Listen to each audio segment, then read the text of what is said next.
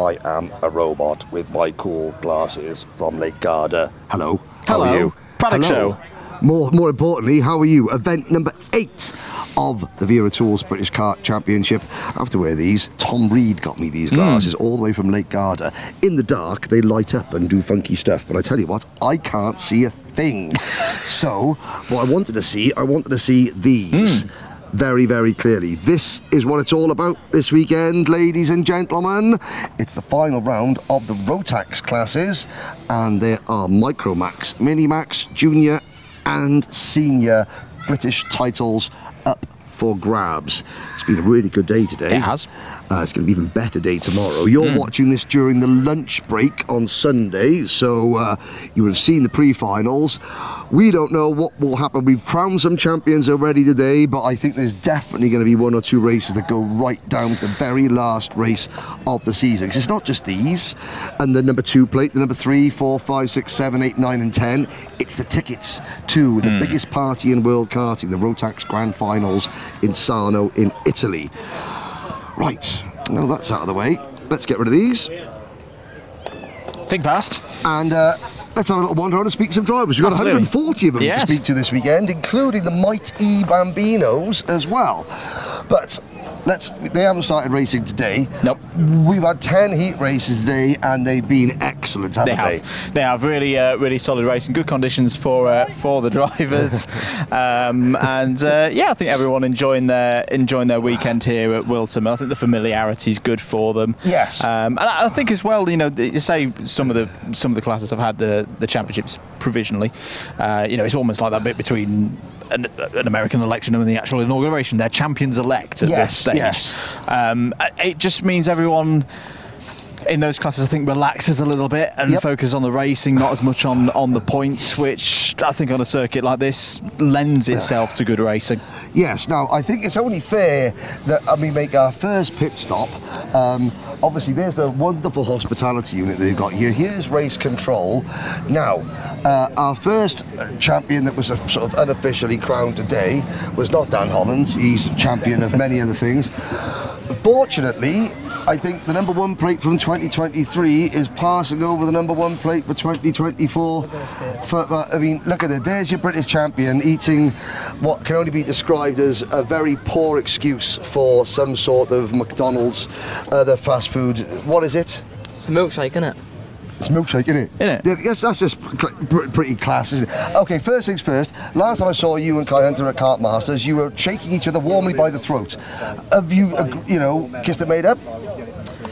But yeah, just on track, it's obviously going to get a bit feisty, but off track, if you've got a problem off track, then you just got a problem in it. I don't know. I've just got loads of mates, so I'm just pretty chill with everyone. Especially Kai, he's in my team last year, and then obviously this year we're in different teams racing against each other, so it's obviously going to get a bit close. But yeah, I don't have a problem with him. He doesn't have a problem with me, so that's all fine. Good. First of all, let's make a couple of things clear. The first 4-time British champion in the modern era. 6 different classes you've won races in. I'm not quite sure who's got the most final wins now between you and Kai. It's very, very close. But Kai's chirping off camera. If you're gonna talk, Kai, come on and speak in front of the class. But yeah, so I think we were saying earlier, Gus Lawrence, Kai Hunter, Macaulay Bishop, the 3 most successful drivers in the modern era of the British Championship across all the classes. So congratulations. Yeah, it's been alright. That's just all right. It's been all right, haven't it? It's been all right. There we go. Well, you've had a big interview and things like that. What are you going to do tomorrow? Because a lot of times you see drivers once they've and I got team boss over there, kind of keep watching. A lot of times when a driver wins a championship before the final day, they don't want to get a DQ, they don't want to get a 0 points, they have to count. So they just sort of go out, wave to everyone, and then come back in. No, I'm going out tomorrow. Good. I want to try and win. I aren't going to qualify because I'm not silly, but I'm starting 10th or something, so it's going to be hard, but it's not impossible. Not impossible at all. I'd say it was 10th in the midway through the final when we were here in March. So what happened in qualifying? I don't actually know. It's not an excuse. I just wasn't good enough. I don't know, like there was nothing wrong, just didn't get any laps in really. Oh, fair enough. Honest. Yeah, good Be a to see. champion, honest. Here's driver at the other end of the spectrum, Logan Rolfe, come in and speak to Andrew Mather about your day. Logan, talk us through your day. Was it clean? No. Why not? Well, we just had power issues, and TQ, instead of waiting, the team just told me to go in the awning. Fair enough. You've got an earpiece on. What's with this? Have you picked up? Have you had a promotion? Are you a mechanic now? No, it's just for my dad when I get told to leave. To come back? Yeah. Yeah. Your dinner's ready. That's Something like that. good use of resource. That. What are we hoping for tomorrow? Probably try and get a top 3 or top 4. Do you think you can do it? Where are you starting for the pre-final? Do you know? No, I actually don't know, but somewhere at the back, like 20th, 24th. I'd say it's doable around here. You can overtake around this circuit as well, can't you? You can indeed. Do you know what? I know. We've got a whole host of people queuing up to get interviewed. Firstly, Chloe McGill, don't run away. Right then, Dean Bahal, don't run away. But we'll talk to the O plate in Micromax, the Cookie Monster, Josh Cook. A mixed day for you? Yeah. Very mixed day. Well, explain a bit more. How was it a mixed day? In quali, it was quite close at the front. We were 5th, but less than a 10th off. In the racing, it kind of fell apart there. Kind of fell apart. We got all day tomorrow to make up for it, yeah? Yeah. Excellent. We'll move across. Chloe McGill. Chloe, now, when Alpha Live did all the preview materials, you were on the poster for all the events. How was that? Yeah, good. Yeah, it was quite fun to be fair. So talk about your day today. What happened? So in practice, we were really good. We were quick. And quali, we made a mistake with the jetting, so we were right far down. He won. We made up 10 places. And then in Heat 2 there, we did really good. Excellent. Well done. Well, good luck tomorrow. Thank you. I've got a question for Chloe, actually. Okay. There's been a little boy around your awning in the Jack's Motorsport on a little fire engine all day. Is that your little brother? Yeah. Is he keeping everybody safe? Yeah, I would say so. You'd say so. As I'd say, he's been doing a tremendous job, buzzing up and down this paddock all weekend. Keeps me safe. It keeps you, and that's the most important thing. That's what brothers and sisters have to do for one another. But as I say, well done, Chloe. Really good stuff. We'll talk to Dean Pahal as well. Dean, tell us about the day. I've had a decent day. I qualifying as 12th, then I gained 2 positions in the first heat. Second heat, I got up to the front, and then I got squeezed off, and then it's a bit of a chaotic day. Oh, hi, Dave! Dave, hello! It was very hard. We can't really find the right jetting on my car. It's very hard because I went from one setting to another setting, worse and worse and worse. So for tomorrow, I'm just gonna hope for the best, and it's. What's it like coming back to a circuit? You know, my mind's a bit old. I sometimes forget things. But you were here at O Plate, weren't you? In March. Yeah, it was a chaotic weekend. Let's say I think I dominated until the final. That was the worst. So what did you learn in March that you're going to use tomorrow? Do you think? Don't stay too much in the spotlight. Because at Wardenlaw, fast, third, got crashed out in the final.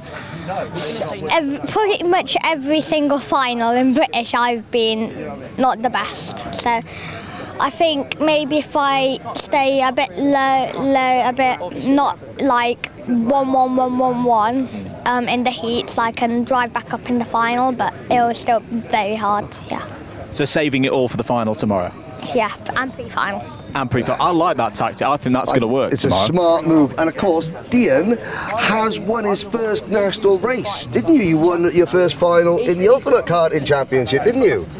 2 finals. 2 finals? Well, what do I know? 2 finals. Well done, young man. Right. Shall we move on? Let's move on. have a little look up here. Now we've got, the Mighty Bambino. I tell you what, we haven't got any Mighty Bambino drivers. We've got a Mighty Bambino team member here. Right. Tell us a little bit about what makes this so special, because we crowned our first ever Motorsport UK electric karting champion this year, didn't we? Yeah. Yeah, it's been a great year. 2022 usually on the grid, a bit smaller this time because it was just sort of a last minute date in the calendar. But it's going really well. Everybody's loving it. The racing's close. Tomorrow's going to be interesting. Yeah, this is the O plate. This is the British Open Championship for the Might E's. So do you have to OE on the cart, whoever wins? It's an O as far as I know. Yeah. You stick an E on it if you want. How did you feel about making history this year? You were the first. Your championship was the first to crown an official Motorsport UK British champion, and it was in an electric power kart. Yeah, no, that's fantastic. Like it's been 6 years of hard work to get it to this stage, and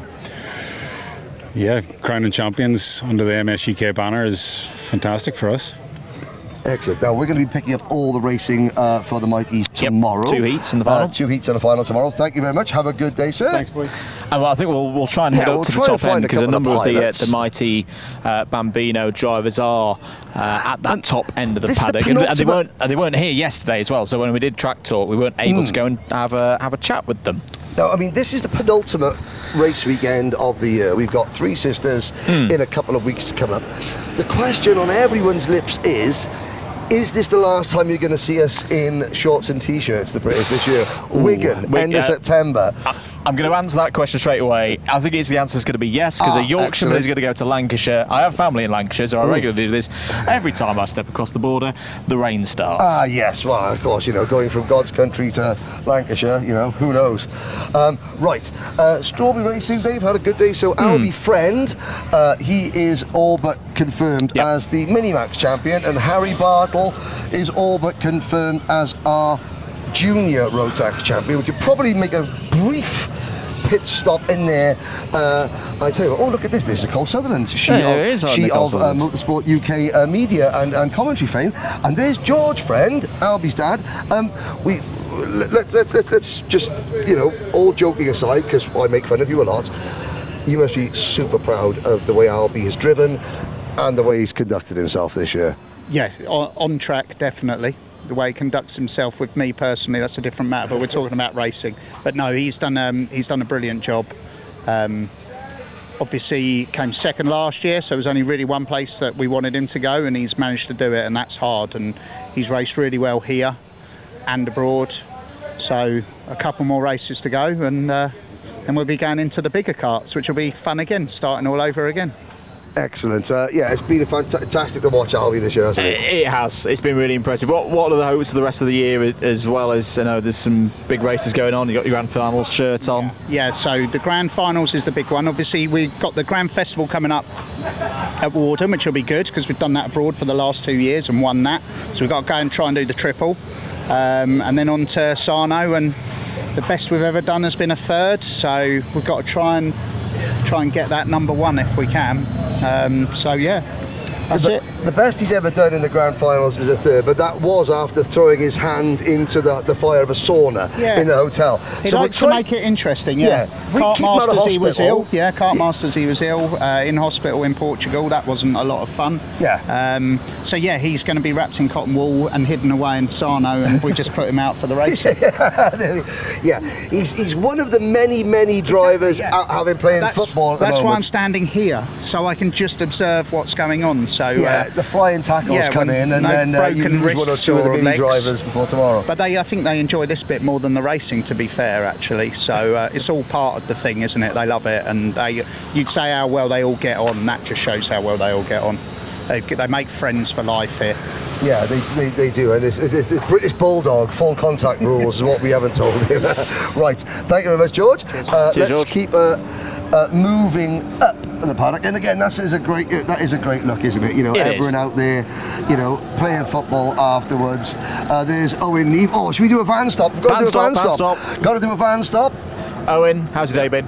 All right for the second heat. The first heat was poor. I drove terrible, but third in the second heat, so that was good.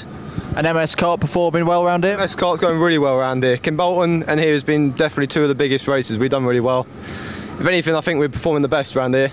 I struggled at Warden, but really good. What would be a good result tomorrow? Well, we're looking at a podium now. We're quick, so feeling good. Good stuff. Well, we'll let you get off to your digs overnight. Good chat there with the Neve family. Where's Henry? Oh, he's right there. Oh, he's got his robot glasses back on. Apparently these light up.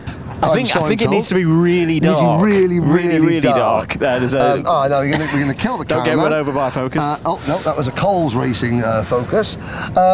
Moving at no, we talked about this. This is the biggest entry I've ever seen from Sam Pollitt. Here we go. Decisions. Pro Train had a really good day. Really good day. So have Sam Pollitt. Left or right first? We can quickly say hi to both. I'm going to go for Pro Train because I say they've been really good. Have a chat with Jack if that's okay. Jack, tremendous day. Talk us through TQ and your heats. It was great TQ. We just managed to get out earlier than everyone else, and it seemed to work. We got 3 decent laps in, and I think everyone else got 2 good laps and 1 maybe not so good lap. So I think that really helped. And those heats starting up at the front, a bit hectic? Hectic, yeah. I got a good start in the first one, but then just didn't seem to quite have the race pace to stay right up the front. But I think we were still in the top 10 at the end of both of the heats. And how good is it that you've had a sharing of the performance this weekend? Obviously, yours was the best, so you take the plaudits for that one. But Ben was up there, on his heats as well, and Shane had a good run as well. Yeah, I think the whole team's done well in quali, and we're trying our best in the races. I think it's sometimes quite difficult to translate pace from quali to the races, especially when you're driving against some good drivers in the British. So, yeah, I think we're doing all right. Hopes for tomorrow? Obviously, we want to be up there in the top 10. We'll all try our best and see how it goes. Good work, and as I say, genuinely best of luck for tomorrow. Really good run, Henry, from Pro Train. Good to see another team up towards the front. Absolutely. Most important thing of all about Jack Collins is that bit by there. It's the half dragon. Abergavenny or Aberdare? Rumney, same difference. Same horse, different jockey. Right, now, I'm going to have to take these last off. You really can't see where you're going. No, but I feel bad because, Tom Reed did buy them for me in Lake Garda, Italy. Now, we've done Pro Train. Now let's move across to Sam Pollitt Racing. They've obviously, this is the biggest order that we've seen from them. Here we go. There's a Goff by there. There is a Lewis right. Goff. Come this way, Mr. Goff. No, we heard plenty from Lewis's teammate Will Antrimus on commentary, but let's get the word. Talk us through that second heat. That was a good one. Yeah, really good. 1-2 for the team now for the classification. I thought it was really good, hard racing. Thought it was good. Bit of a battle though with William in that first heat as well. What was going through your mind in that one? Just we can have a battle, but we just don't take each other out. And then again for the pre-final, sharing the front row, the grid with him. Confident?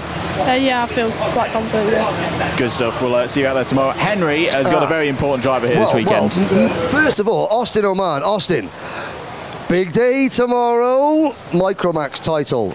I'm sure it's going to go down to the wire. How are you feeling? Good. I hope we can get good points, be ahead of everyone we need to beat. So. Yeah. Who else is in the fight? Luke Millwood's in there? Millwood, Josh Cook and Sebastian Berman. So 4 going for the title tomorrow. That's going to be nerve-wracking. Now, what we're going to do, in this awning, I'm looking around, we said on the commentary, now I don't have this problem, but you know all the bigger kids, they've got the hair that comes out of the front. You know the hairstyle that comes out of the front? Right, Lewis has got hers over there. We're gonna rank the forward fringes out of 10. So first of all, Lewis Goff, stand up. Lewis Goff, stand up. Austin's got to do something important. Come this way, come this way. He's a teenager, so he doesn't like smiling. No. Right, you can see here now, right, Austin, out of 10, we've got the front fringe. It's got a bit of a flop on it, but it is a good couple of inches. Rank out of 10. 7 out of 10 for the fringe. There we go. Right, come this way. There's plenty more. There's another one up here. Right. Oh, so Jack Lilly's had a rough day. But first of all, that's flopped all the way down. Out of 10. 9. A 9 out of 10? 8 out of 10 for the fringe. There we go. Won't ask Nigel Horner. He can't remember the last time he had a fringe. Now, come on, Austin. What have we got here? This is we're ranking the fringe now. So here we go. This is Miles Barthorpe. Now here we go. Let's have a look. Ooh, good volume. Good volume. -10. Minus. No. 6. A 6 out of 10. So Jack Lilly's flat fringe is still leading. Let's have a little look. There's going to be one more fringe by here to rank, Austin. There we go. Let's have a little look. Oh, I just poked you in the face there. Come on then. Out of 10. 8. 8 out of 10. 2. 8.2. Drama in the Sam Pollitt Racing Fringe contest. Austin O'Man, that means who's the winner? 8.2. Look at that. Give us a dance then. A bit of a sue. How was your day? Apart from winning the inter-team fringe contest, how was your day? Heat 1 didn't go our way, just unfortunate luck, got caught in scraps, but Heat 2 fought my way back up to 9th from 15th. Brilliant, well done, excellent. Good review. Excellent, right, good review. Right, should we move on? Thank you, Austin O'Man. Good luck tomorrow. Thank you. Right, there we go. I think we turn right. Is that the first ever fringe measuring contest I you've enjoyed had? that. I think that was good, and some fair scoring as well. I think some fair scoring. There's people running away. That means they're definitely going to get interviewed. But yes, we'll try and get some of the mighties. So you can tell that Cameraman James isn't the cameraman because he's not saying slow down because James doesn't like walking backwards. Fraser's on the camera, so he can handle it. Quickside Fraser Anderson, one of our privateers. Let's bring Fraser in. Well, Fraser, speak to that man there and give us a guided tour of your workspace. I was going to say, give us the grand homes. How have we got the setup this weekend? It's just me, my dad, my mum and Kato. Dad's just cleaning the cart. Cleaning the cart, getting it ready for tomorrow. Where do we know where we are on the grid for tomorrow? I think 16th. Yeah, we had quite a good quality. Today's been good, yeah. What do you like about racing in the British Kart Championships? I like how it's so challenging and you get to race with all the bigger teams. Absolutely, and an important question as well. How far have you travelled? What was the distance in terms of number of hours to get here today? 14 hours. So good commitment. I always like to. Where do you live? Shetland. Where do you live? UK. North of Edinburgh. Yeah. North of Edinburgh. Oh, well, well, to be fair, there's still quite a bit of Scotland that's north of Edinburgh. Yeah. I mean, are we talking Wick? No. Between Edinburgh and Aberdeen. Between Edinburgh and Aberdeen? If you're in the van, you can only do 60 mile an hour, so it takes us twice as long as just a van. Okay, sorry. Poor microphone skills there. So sorry, that was bad of me. 60 miles, no, my fault. 60 miles an hour, which means that there's lots of stops and you can't wave at the speed cameras. There we go. Right, there's a child running that way on a scooter who I'm not quite sure if you. Let's move on. There's Kate Adams. Kate, Marcel Poppercool. Come this way. This is Kato Motorsport.